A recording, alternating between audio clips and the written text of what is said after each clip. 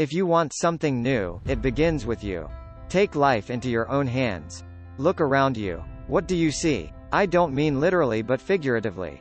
What is missing from your life right now? What would make your life complete?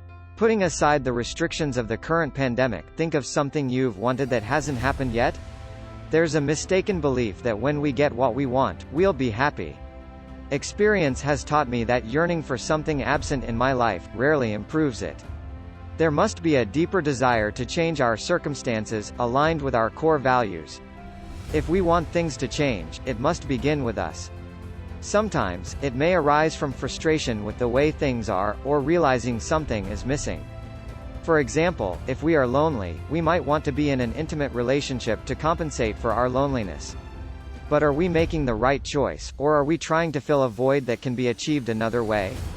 For instance, we might take up a hobby or lend our support by volunteering to a charity, where we find deeper meaning and purpose. Here, we may or may not attract a relationship because that is not our chief aim. Our intention is to alleviate our loneliness and be around like-minded people.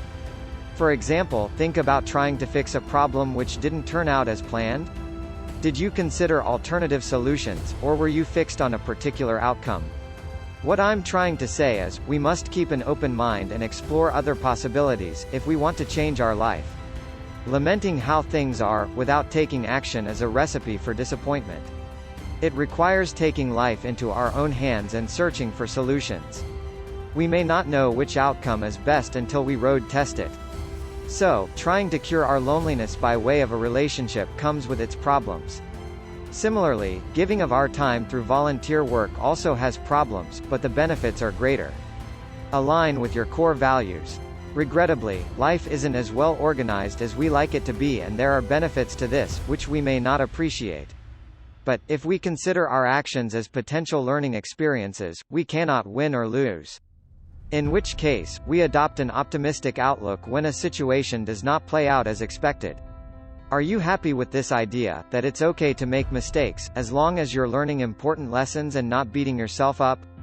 Life can be an imperfect school, where each experience is a springboard towards further growth and expansion. We mustn't view our experiences as win or lose because that puts pressure on us to succeed. And as you know, success is the byproduct of repeated failures and losses. I can relate to this because in my 20s and 30s, I made so many mistakes and thought I was cursed or doomed for failure. But looking back, I can see how those experiences had to happen, since I gained the wisdom and knowledge not to repeat them. So, whatever is missing from your life, consider 3 alternative solutions. Don't be quick to jump to the first one that comes to mind. Take your time to test drive it, as ideas on paper or consulting with friends and family. You might not take any action because sometimes doing nothing can be a blessing in disguise. I would encourage you to journal your thoughts on paper, before committing to a particular path. To improve our circumstances, we shouldn't believe life will undertake it for us. It requires a strong desire, aligned with our core values and exploring various options.